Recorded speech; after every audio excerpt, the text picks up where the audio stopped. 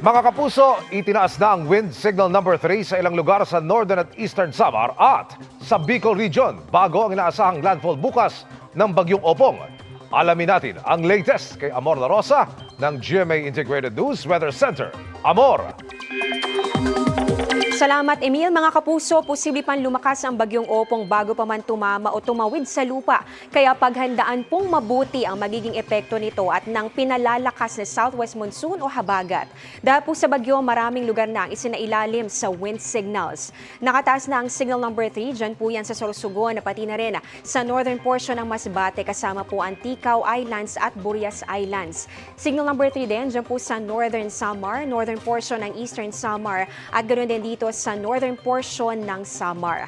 Signal number 2 naman sa eastern portion ng Batangas, ganoon din sa southern portion ng Quezon, Camarines Norte, Camarines Sur, Albay, Catanduanes, natitirang bahagi ng Masbate, Marinduque, Romblon at pati na rin sa Oriental Mindoro. Nasa ilalim din po ng signal number 2 ang central portion ng eastern Samar, central portion ng Samar, ganoon din sa may Biliran at northwestern portion ng Leyte.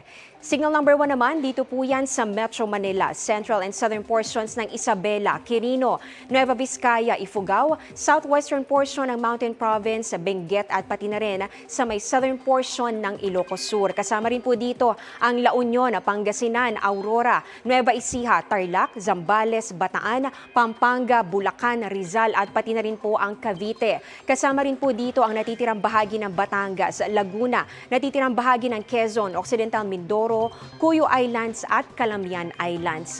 Ito pong signal number 1, nakataas din po yan sa ilang bahagi ng Visayas, kasama ang natitirang bahagi ng Eastern Samar, natitirang bahagi ng Samar at ng Leyte, Southern Leyte, northern portion ng Cebu, ganun din po dito sa may Camotes at Bantayan Islands. At dito rin po, kasama rin po dyan itong northern portion ng Negros Occidental, northern portion ng Iloilo, Capiz, Aklan at maging ang northern portion ng Antique. At kasama rin po dito ang ilang bahagi naman ng Mindanao, partikular na dito po sa may Siargao Island, Bukas Grande Islands at sa Dinagat Islands. Mga kapuso, sa mga nabanggit po na lugar na nasa ilalim ng wind signals, paghandaan po ang malakas na bugso ng hangin na may kasamang mga pag-ulan, malalaking alon at banta ng storm surge. Ayon din po sa Pag-asa, posible pang magkaroon ng mga pagbabago dito sa mga lugar at ganoon din sa signals natin at maaari po yang umabot pa ng hanggang signal number 4. Huling namataan ang sentro nitong Bagyong Opong, dyan po yan sa 195 kilometers east-northeast ng Giwan, Eastern Samar. Taglay po nito ang lakas ng hangin nga abot sa 110 kilometers per hour at yung bugso naman nasa 135 kilometers per hour.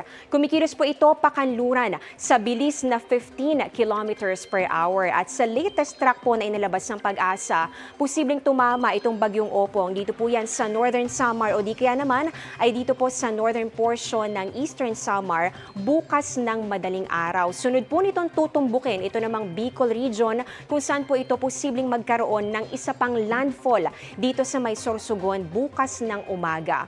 At pagkatapos po nito, lalapit po yan o dadaan dito sa may Sibuyan Sea at tatawirin po yung mainland or island provinces ng Bicol Region. Ganoon din po dito sa may Southern Calabarzon at ganoon din dito sa may northern portion ng Mimaropa. Pero mga kapuso, posible pa pong magkaroon ng pagbabago sa magiging track po nitong Bagyong Opong. Kaya tutok lang po kayo sa updates sa mga susunod na oras. Lalo't pwede pa po yung umangat ng konti o di kaya naman po ay bumaba pa.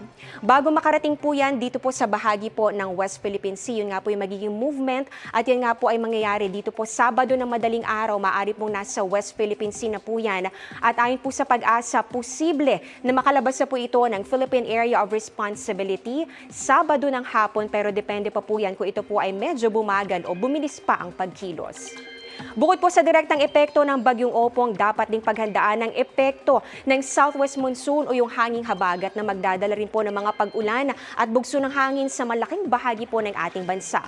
Base po sa datos ng Metro Weather, ngayong gabi pa lang, unti-unti nang mararamdaman yung bugso ng hangin at malalakas sa pag-ulan. Dito po yan sa ilang bahagi ng Caraga, Northern Mindanao, buong Visayas, lalong-lalo na po dito sa may eastern and central portions, Bicol Region at ganoon din dito sa Quezon Province. May mga pag-ulan din sa ilang bahagi po ng Palawan, ganun din dito sa may eastern sections ng northern at ng central Luzon. Posible pong magtuloy-tuloy na po yan hanggang bukas araw po ng Biyernes. Halos buong araw pong mabababad sa matitinding buhos ng ulan itong buong Visayas, ganoon din po ang Mimaropa, Bicol Region, ganoon din po ang Calabarzon, pati na rin ang ilang bahagi ng Cagayan, Isabela at ng Aurora. Napakataas po ng banta ng baha o landslide dahil nga ito po nakikita ninyo nagkukulay pula, orange at kulay pink. Ibig sabihin po niyan dito sa ating legend sa rainfall, heavy to intense at ganoon din po intense to torrential. Kaya po talagang matitinding buhos ng ulan at halos tuloy-tuloy po itong mararanasan. Bandang gabi, matitindi pa rin po yung mga pag-ulan. Dito po yan sa may Western Visayas, Mimaropa, Calabarzon at ganoon din sa eastern sections ng Northern at ng Central Luzon.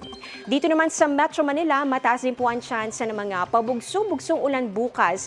Lalo't pwede pa rin tayong mahagip ng bagyo kapag po dumaan na yan sa may Southern Luzon at lalo na kapag po ito ay medyo umangat ng movement. Sa Mindanao naman, umaga may mga pag-ulan bukas. Dito yan sa may Zamboanga Peninsula at sa hapon naman posible rin po yung mga kalat-kalat na ulan dito sa Northern Mindanao, Barm at pati na rin sa Suc Sargent. Yan muna ang latest sa ating panahon. Ako po si Amor La Rosa para sa GMA Integrated News Weather Center. Maasahan anuman ang panahon.